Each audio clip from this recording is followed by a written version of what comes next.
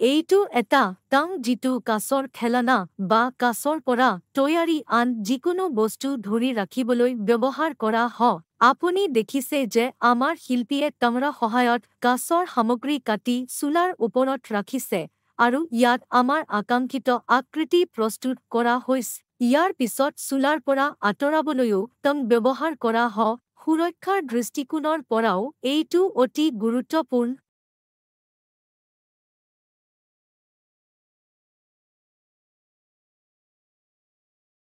এইটো টুইজা।